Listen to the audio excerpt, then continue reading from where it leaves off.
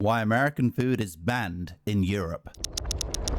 McDonald's operates in 118 countries. In the UK, Is this going to be like one of these Fern knockoff videos? Like, I don't know what to trust of these videos anymore. Select some subject, go into depth about it, some sort of documentary about some factor that happened, do the same old animation like the stick figure 3D modeling, but pretend it's not AI. UK, their burger bun has about a dozen ingredients.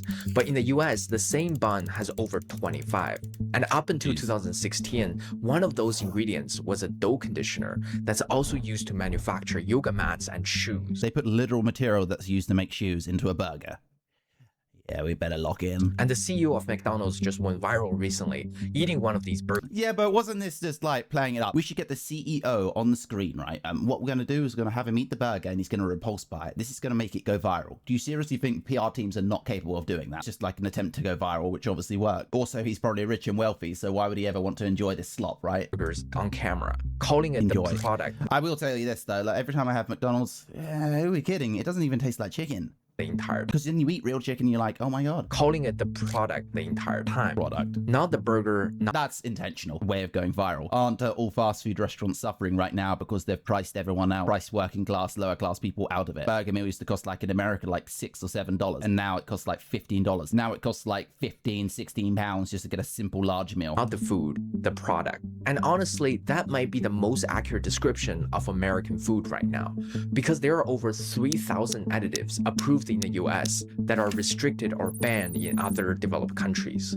And every single one of them got there through a regulatory loophole that was created in 1999. Not the burger, not the food, because there are over 3,000 additives. Accurate description of American food right now, because there are over 3,000 additives Product. approved in the US that are through a regulatory loophole that was created in 1999. Not the burger, not the food, the product. And honestly, that might be the most accurate description of American food right now, because there are over 3,000 additives approved in the US that are restricted or banned in other developed countries. Does the US even care about its citizens? I don't think so. Europe, it's not like they're any better, but they still have to play by the rules still. And They want it to be more like America, just like they're trying to get rid of free healthcare. No, it's great, guys. We don't want to get rid of it. It's better than what the alternative is which you get an injury and then you pay £5,000, and if you don't, then you're in debt. So many people in America that are like hundreds of thousands of dollars in debt and they can't pay it off and they never will pay it off. The companies are still making money on these people. It's all just numbers and digits in a computer. They are going to be making money on the interest of that because that is something that you're going to pay. every single one of them got there through a regulatory loophole. They've got so much interest. These banks have got so many people in debt that it almost works in their favor, like to get even more people in debt. That was created in 1958 and hasn't been meaningfully updated since. So the question isn't whether these companies 58 and every single one of them got there through a regulatory loophole that was created in 1958 and hasn't been meaningfully updated since. So the question isn't whether these companies can make food without these chemicals. They make cleaner versions of the same products for every other country they sell in. The question is why they choose not to do it here. To understand how this works, let's forget about the history for a second and just follow a product. Let's say a food company develops a brand new chemical, never been tested, never been reviewed, and they want it in a box of cereal by next month.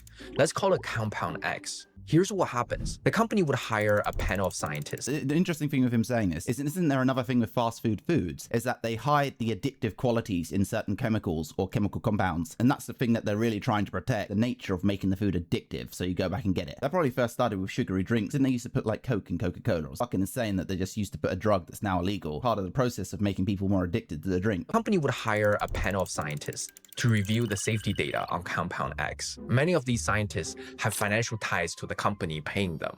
And every single time they reach the same conclusion.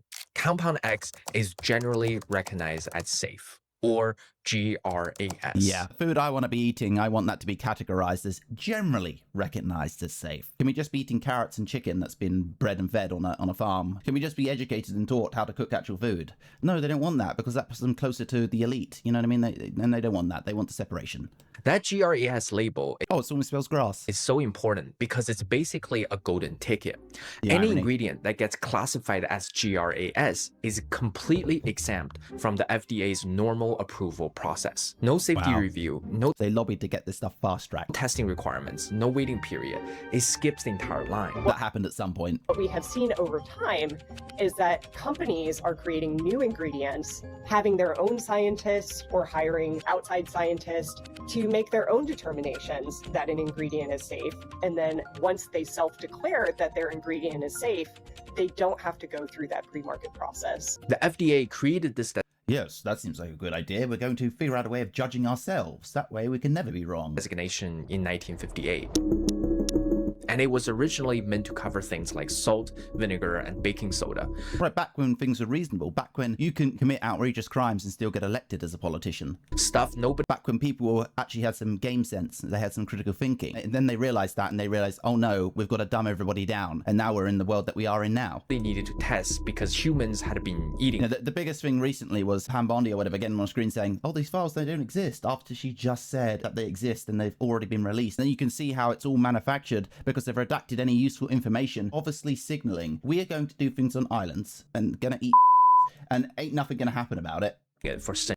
That's it. That's the messaging. Humans had been eating it for centuries. But by the 1990s, the FDA had a problem. You see, as food became more and more industrialized, hundreds of companies were submitting applications to try to get that golden ticket for the new ingredients they were using. And the agency didn't have the budget or the staff to review them all. The backlog was so long that it would take years to clear. So in 1997, under pressure from the Clinton administration's push to cut costs and speed up federal agencies, the FDA made a decision that changed everything. There was an announcement today by the Food and Drug Administration. Bettina Gregory has the story. Look at all that chemical. Instead of requiring companies to submit their safety data for review, they made the whole process voluntary. That means the company doesn't have to submit its determination to the FDA. It doesn't have to share the safety data. It doesn't even have to tell the FDA that compound X exists. It can just start putting it in food and shipping it to stores. Think about That's like when you read the back of a label on a vitamin pot or whatever, some sweets or something, like it will have some generic term. Is that what it's part of? Instead of having like specifying directly all the things that are included, it will just have a generic term and they're allowed to get away with that. that's like a student grading their own exam and Yeah. the teacher saying, you don't even have to show me the test. I'll just take your word for it. And this isn't a hypothetical edge case. This is what the degradation of society and civilization actually is. The thing with capitalism is that it actually does work, but everyone's going to play by the rules. And when people don't play by the rules, this is what happens. According to a Everything's happening 2022 now. analysis, companies have So if a company fails, it fails. That's it. You're not getting bailed out by anybody. used this system to self-approve nearly 99% They want socialism for the rich or the businesses, and they want capitalism for everybody else. of new food chemicals. And they realize that they could do that and get away with that, which is why they continue to get away with that or do that. And of course, all human beings are incredibly opportunistic, or most are, and selfish, and they just want their bank balance to go up because that leads to them being able to do more things that they enjoy and be able to flaunt that. It's a cycle that's just going to lead to the ultimate destruction. Humans going to exist in a million years? No, they're not. Since the year 2000. The Pew Research Center estimated in 2013 that roughly 1,000 ingredients had entered the food supply through this pathway without the FDA even knowing about them. The FDA's own former deputy commissioner for food admitted in 2014 that we simply do not have the information to vouch for the safety of many of these chemicals. Wow. So the system that was So it's so expansive now that they don't even know what is in the food that you're eating. They can't even track it. designed in 1958 to exempt salt and vinegar from paperwork is now the primary pathway that the entire food industry uses to put new chemicals into your food without any oversight.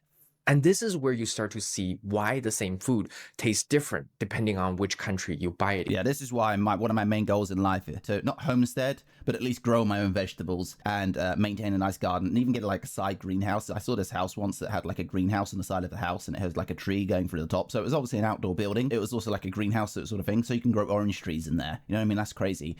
I don't know if I would, but or plum trees or something like that. Also, I figured out you can actually bonsai any tree and you can also make that tree grow fruits and it can still be very small, but still grow fruits because it's more like the age and maturity of the tree versus it needing to be a massive tree. I want a cherry tree. That's what I want. I love cherries. Cherries are the best fruit. A nice dark red.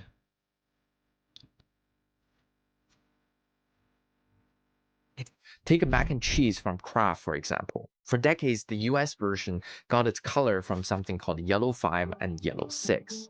They are That you're telling me that's not even real? synthetic I thought that's just the way that. dyes derived from petroleum. But the UK version used something way healthier. They used paprika extract and beta-carotene, which is an orange pigment naturally found in carrots. Well, yeah, that makes sense. You use naturalistic ingredients. Not because Kraft can't make it without the artificial dyes in the UK.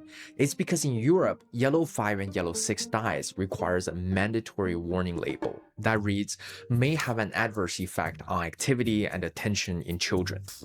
This goes into my understanding that you are just screwed in life if you don't get access to meats, protein and fat day in and day out as a kid. You're expected to survive off of carbohydrates. It's all a scam. Carbs don't give you the actual brain thinking power. I'm triggered by this because it says adverse effects on activity and attention in a child. That's what I'm talking about. All carbs that you eat turn into sugar. So if you're just packed up on sugar all the time and that's what your main source of fuel is, then you're going to be agitated. You're going to be, jittery. You're going to be more inclined to be that way. I'm telling you, they create the problem. They create the problem of ADHD. They create the problem of all these issues. They try and offset that with drugs. They can sell the drugs, but that's that they want to disrupt and disturb you when you're young and destroy your ability to even accomplish anything basic in life, which actual general education, actually getting anywhere, actually being able to focus on things, actually being striving towards things. It's all part of the dumbing down of civilization. It's repulsive. And the funny thing about them saying this is that they wouldn't do it in Britain or in Europe or whatever. They wouldn't add one of these signs.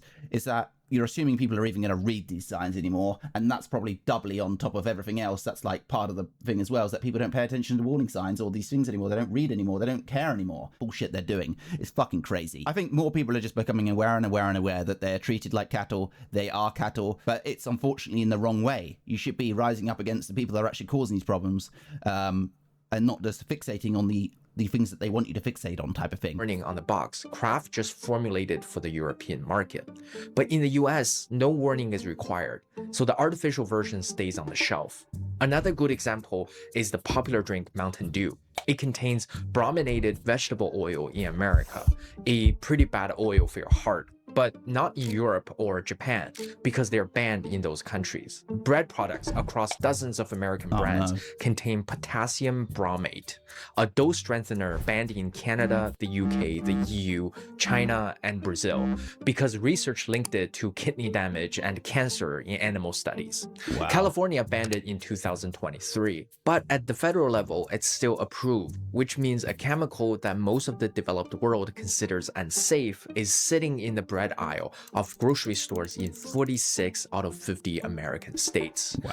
None of these companies are being forced to use these ingredients. They're making a financial calculation that using cheaper inputs in the American market is worth it, because the regulatory system doesn't penalize them for doing so. The US operates on an innocent until proven guilty standard, where an ingredient is assumed safe until enough evidence accumulates over years or decades to prove it. Organizations lobby over and over again to delay that sort of assessment to come out and about, or to push people back or to slow people down. That's also part of this system, innocent until proven guilty. Europe uses the precautionary principle, which flips the logic. If there is uncertainty, a new ingredient doesn't. There is uncertainty, then you've got to prove that it's actually okay to be used. And if you can't prove it, then it's done. That's actual reason and logic. Until the manufacturer can scientifically prove it's safe. And America hasn't switched to the European model for one straightforward reason.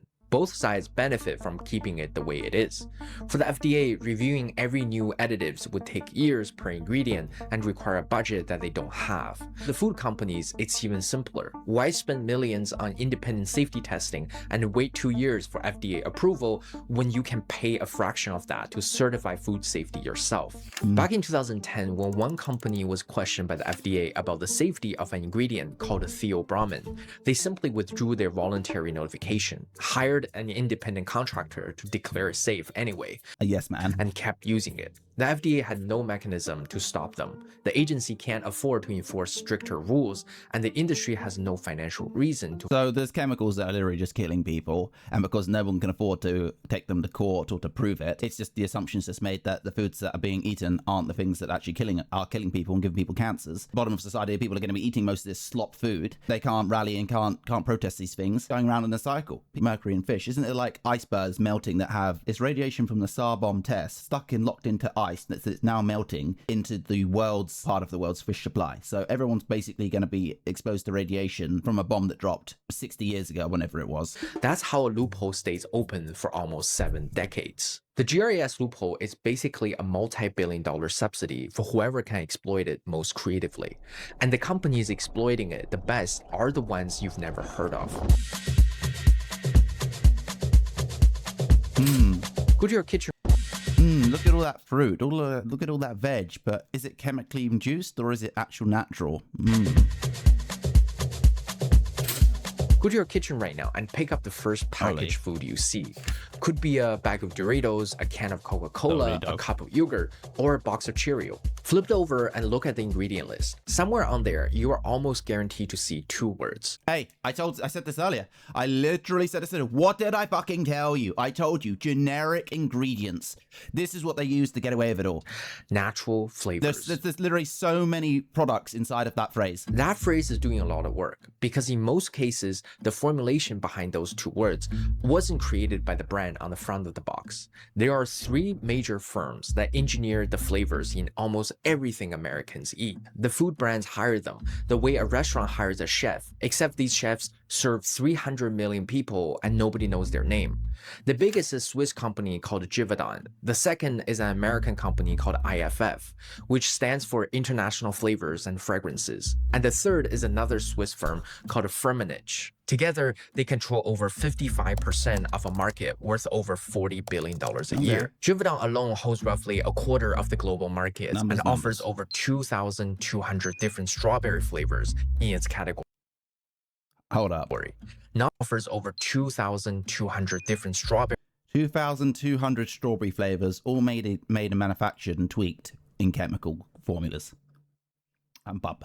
There's only one taste of a strawberry, and that's what's grown in a field after using cow manure and horse dung. That's it. It's like the same thing with McDonald's. It doesn't really taste like chicken, but it is chicken. Or you say it is chicken. You think it is chicken. The same thing with the strawberries. If you have paste, it does taste different than an actual real strawberry that you eat that's been grown naturally. Strawberries often brought in stores. They're picked too early. They taste bitter. Flavors in its category. Not 22, not 220, over 2,200 variations. 2,200 variations, diabolical, of a single fruit flavor, each one optimized for a different product and a different consumer base. IFF. Wow, so you're telling me that someone in Kansas or whatever, somewhere in the South, maybe not, that's not really the South, is it? Somewhere in Louisiana is going to have a different specific taste of the same product that's being sold, but has a little tweak variation of the 2,500, and that's going to taste different than someone who buys that same product in New York. They probably did those tests, these shady tests on like getting groups of people together and saying, what's a better flavor? What's a better taste? This is just complete. It's like I always say though, there are people out there whose entire job is to manipulate consumers into buying their products. Why should we be surprised by this? There's nothing surprising about any of this when you start to look behind the curtain and see how it all works. Purchases roughly 8,500 raw materials from 2,300 suppliers worldwide, blending them into proprietary compounds that get licensed to the brands you see on the shelf. And every single one of those formulations is legally classified as a trade secret. So when you read natural flavors on the label, you're looking at a formula that could contain dozens of individual chemical compounds, solvents, and preservatives, none of which have been disclosed because trade secret law. Fucking diabolical, this entire thing. This is where we're at. Overrides ingredient transparency. Even in Britain, you can see like natural flavorings. You can see generic worded phrases on the back of tins. So it's not all good. Laws in the US. And here's why the secrecy matters so much to them. These formulations aren't just about making food taste good. They're engineered to make you eat more. Yes, the addictive thing I was going on about as well. That's why they don't want it to have to be exposed or have to say, not that anybody would care, because everybody's been ingrained to not even read these labels. If you read that, this is going to make you addicted. This is going to give you ADHD. This is going to make you a stupid layman in life, and you aren't going to be able to think and understand how to do anything. Keep eating it. Food scientists call it the bliss point. That's 100% AI, bub. The precise combination of sugar, salt, and fat that triggers the strongest craving response without ever making you feel fully satisfied. It's why we're all just fucking cattle. Fucking cattle. Absolute cattle. I hate it. Eat an entire bag of chips without feeling full, the same way you would after a home-cooked meal. Your body isn't registering food the same way because the formulation was specifically designed to bypass your satiety signal, the part of your brain that's supposed Someone, dude, how is this even legal? to tell you, okay, you're full, stop eating. This is insane. And the bliss point isn't a general target. It's calculated down to the milligram for each individual product.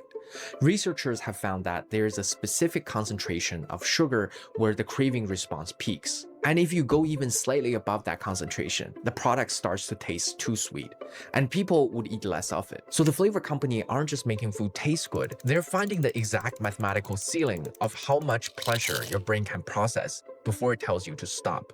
And then they're parking the formula right below that line. That's why you reach the bottom of the bag and think, I didn't even realize I was still eating.